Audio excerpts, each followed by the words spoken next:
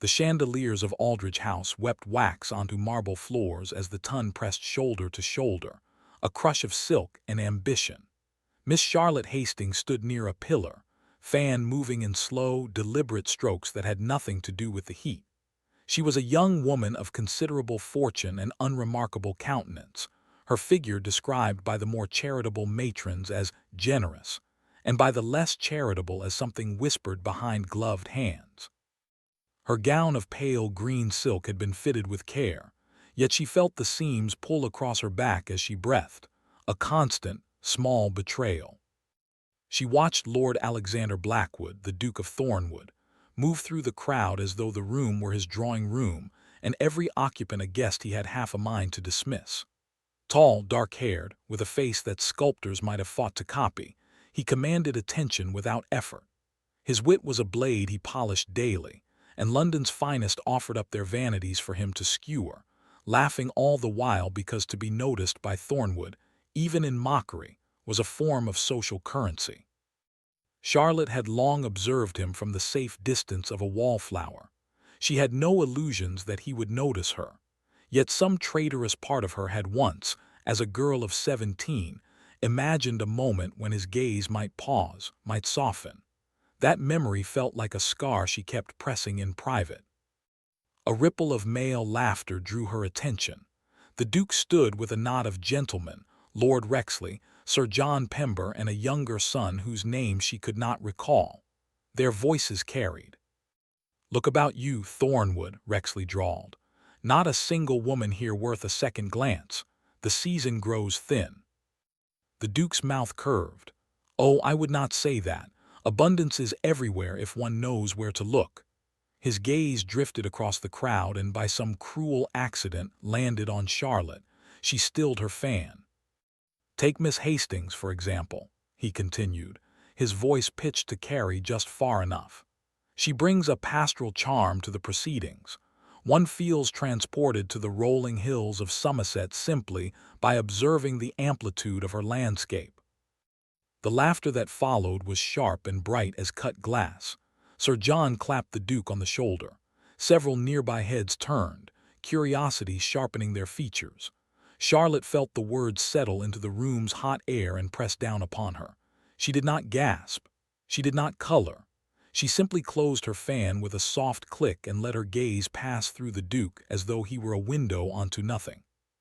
Her mother, Lady Hastings, materialized at her side, face tight with fury and distress. "We are leaving." Charlotte nodded. She walked beside her mother through the crowd, spine erect, and she did not stumble. The great doors of Aldrich House closed behind her, but the cool air of the street did nothing to ease the burning in her chest. Inside the carriage, she drew the curtain and looked back at the lit windows. Through the glass she could see the Duke still standing with his admirers, his head thrown back in laughter. She watched his silhouette move with careless ease, and something inside her, some last filament of hope that had clung to the idea of him, detached itself and fell away. The carriage lurched forward and Charlotte turned her face to the dark. She did not weep. She sat very still, letting the cold spread through her, a quiet winter that killed every fragile bloom he had ever planted in her heart without his knowledge. Hastings Hall rose from the Somerset hills like a weathered monument to older, quieter rhythms. Charlotte had loved it as a child and returned to it now as a sanctuary. In the first weeks, she barely left her chambers. She sat by the window, watching clouds drag shadows across the fields, and answered her mother's gentle inquiries with monosyllables. The Ton's gossip reached them through letters. Lady Pember had written to Lady Hastings with the dreadful news that the Duke's remark was being repeated in drawing-rooms across London, each retelling adding fresh embellishment. Charlotte read the letter once, then fed it to the fire. She began to walk. At first, short circuits of the formal gardens, her maid trailing at a respectful distance. Then longer tramps across the parkland, up the sheep-cropped slopes where the wind pulled strands of hair loose from her pins. She borrowed books from her father's library, works on botany, volumes of Rousseau and Wollstonecraft, treatises on agricultural rotation that no one expected a young lady to read. She read them anyway. Her body changed as a consequence of movement and time, but she did not pursue thinness as a penance. She ate when she was hungry, slept when she was tired, and let the hills teach her the stubborn endurance of stone. Her mind sharpened. She wrote long, wry letters to her cousin in Derbyshire, letters that made herself laugh aloud. She discovered that she had opinions that had nothing to do with pleasing others. In London, Alexander Blackwood, Duke of Thornwood, found the season tedious. The jest about Miss Hastings had curdled. Matrons who once simpered at his barbs now regarded him with cool assessment. His grandmother, the Dowager Duchess, wrote a letter of such blistering economy that he read it 3 times and then placed it in a drawer he seldom opened. One damp afternoon, searching for a document of no consequence, he discovered a miniature portrait in the back of his study cabinet. He did not remember how it had come into his possession, perhaps a discarded object from some estate sale, a forgotten trinket. It showed a young woman with soft features, round cheeks, and steady eyes. It took him a long moment to recognize Charlotte Hastings. He stared at the tiny painted face. The artist had caught something, a directness, an intelligence in the set of her mouth. He tried to recall the sound of her voice and could not. He tried to recall if she had flinched at his words that night, and the memory remained stubbornly blank. She had simply looked at him and left. He closed the miniature in his palm. The metal frame was cool. He had the uncomfortable sensation of having stepped over a threshold he had not noticed, and now the door was swinging shut behind him with a whisper of air he could not pull back. 1 year, 2 months, and 11 days after she fled London, Charlotte Hastings walked into the ballroom of Clarendon House as though the space had been designed to receive her. Her gown was deep bronze silk, severe in its simplicity, and her hair was dressed without fuss. She was slim now, yes, the hills had winnowed her, but it was not the body that commanded attention. It was the way she held herself, as though she had divested herself of some great weight that had nothing to do with flesh. The buzz of conversation faltered, then reformed into a sharper, hungrier register. Fans snapped open, lorgnettes lifted. The Duke of Thornwood saw her enter. He had been speaking with Lady Darrow on some forgettable topic, and the words simply died in his throat. He knew her. He did not know her. The distance between those two certainties made him feel unmoored. "Good heavens," Lady Darrow murmured. "Is that Miss Hastings? She appears quite transformed." He did not answer. He watched Charlotte cross the floor, intercepting greetings with quiet grace. She did not scan the room. She did not seek anyone out. The Viscount Ashworth, a man of modest title but genuine warmth, with a reputation for kindness rather than brilliance, bowed over her hand and led her into the dance. She smiled at him, a smile that reached her eyes. The Duke's jaw tightened. He moved through the crowds with the careful navigational instinct of a man who expects the sea to part for him, but the sea that evening seemed unaware of its obligation. Twice he drew close to her, and twice she turned away, not with a cut direct, for that would have given him the gift of a scene. She simply drifted elsewhere, as smoke avoids a grasping hand. Late in the evening, seeking air, he stepped onto the terrace. Voices reached him from beyond a trellis heavy with climbing roses. "And the Duke of Thornwood, I noticed, tried 3 times to approach you." It was a young woman's voice, bright with curiosity. Charlotte's response was low and measured. There are men who mistake cruelty for wit. They amuse themselves by diminishing others. One need not grant them an audience. "You speak as though from experience." A pause. "I speak as one who learned that a man who will wound you in public to earn a laugh will never shield you in private. That lesson was worth its cost." The Duke stood motionless. The voice was calm, without heat. It asked for nothing. It condemned him so thoroughly that he felt, for a moment, entirely insubstantial. The 2 women moved away toward the ballroom. He remained on the terrace, the cold seeping through his shoes, and understood that he had been weighed and found wanting by the only scale that had ever truly mattered. The flowers arrived first. Hothouse roses, extravagant and scentless, with a card bearing the ducal crest and the single line "with deepest regards." Charlotte's maid placed them on a side table. Charlotte glanced at them, dictated a brief, polite note declining any further such gestures, and sent it by return footman. The roses wilted in a vase she never refilled. He called at the Hastings townhouse on Grosvenor Square. Lady Hastings received him in the drawing-room with an expression of glacial courtesy, informed him that Miss Hastings was not at home, and did not invite him to wait. He left his card. It joined a neat stack of others, none of which were answered. In Hyde Park he saw her walking with Lord Ashworth. Their heads were bent together in conversation, and Charlotte laughed, a sound he had never heard her make, open and unguarded. She did not notice him. Ashworth's hand hovered at her elbow as they navigated a gravel path, a gesture of easy familiarity.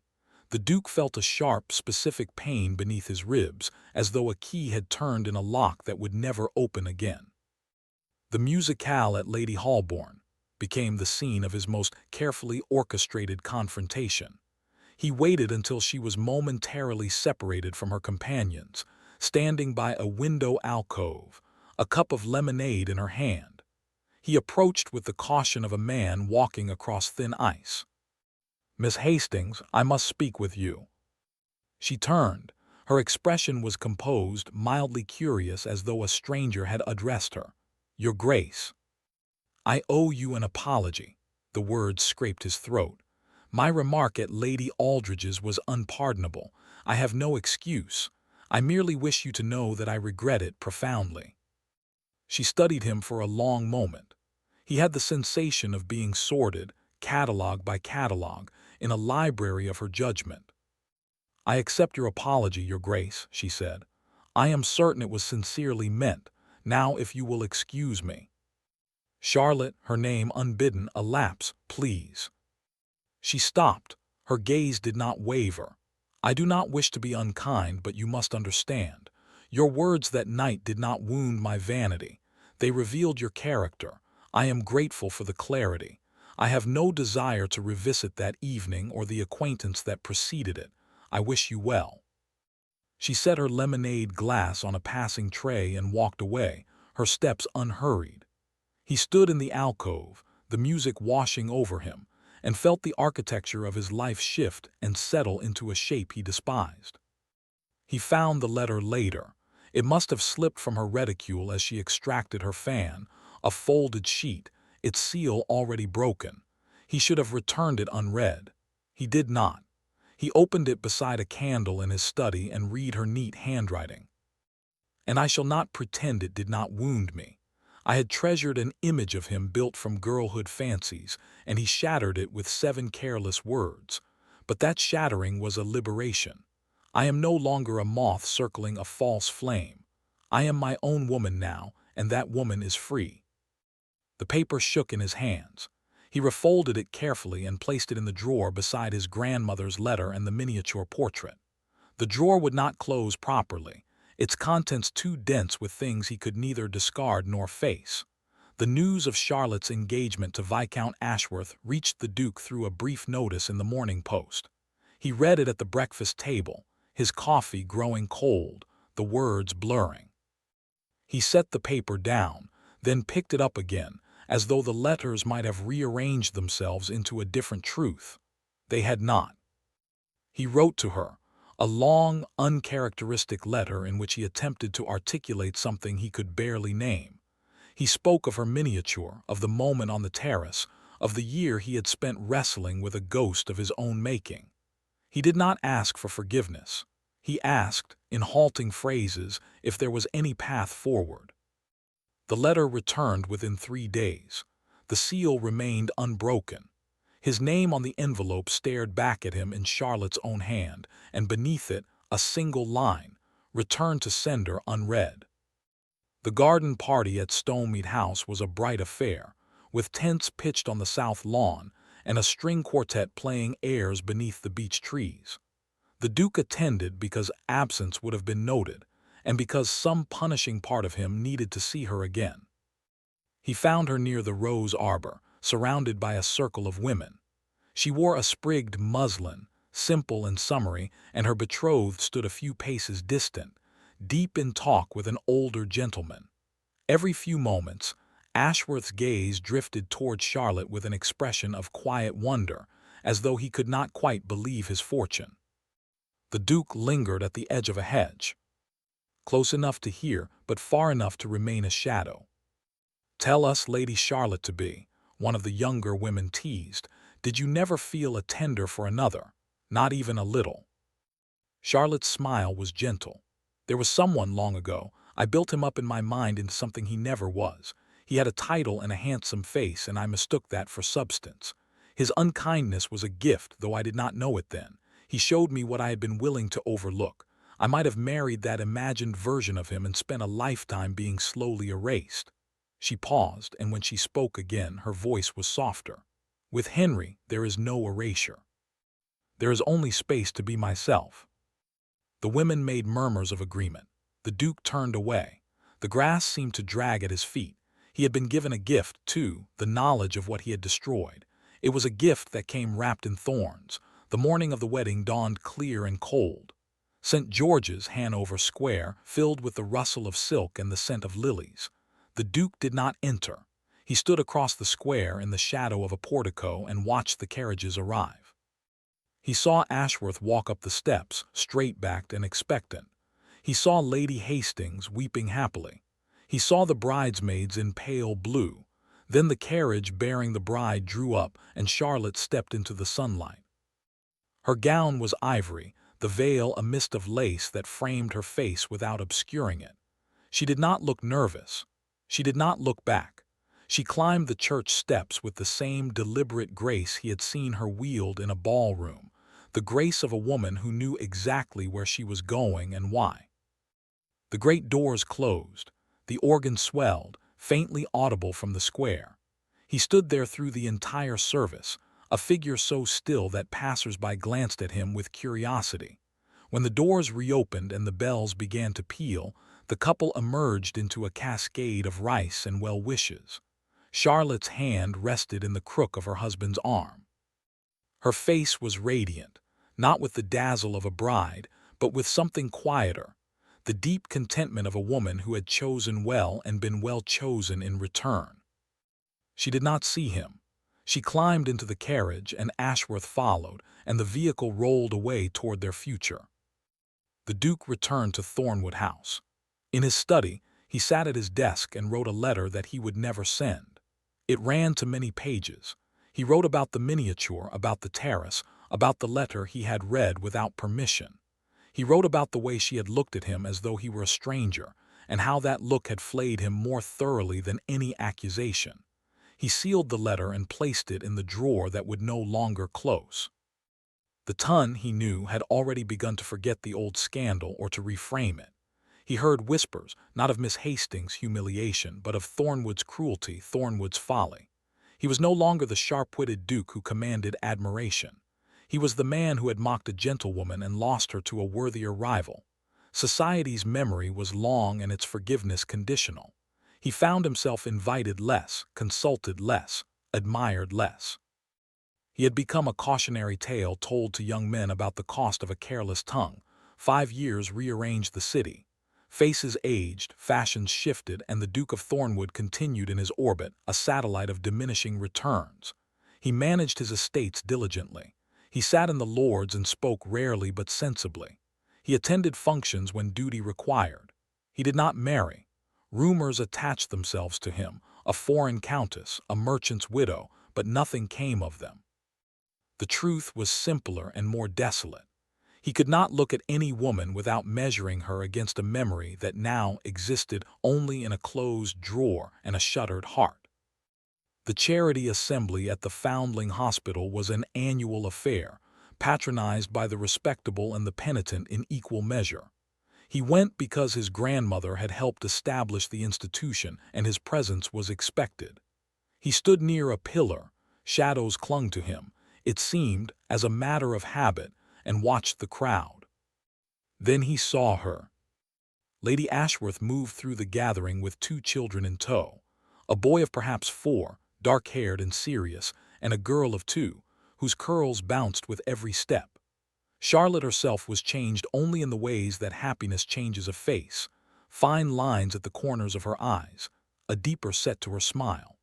She wore a gown of deep green, and her hand rested at the small of her back with the unconscious habit of a woman who had carried children and survived the bearing. Lord Ashworth walked beside her, his hand occasionally brushing her elbow, his gaze still carrying that same quiet wonder the Duke had seen on the day of the garden party. The boy asked a question, and Ashworth knelt to answer, his attention absolute.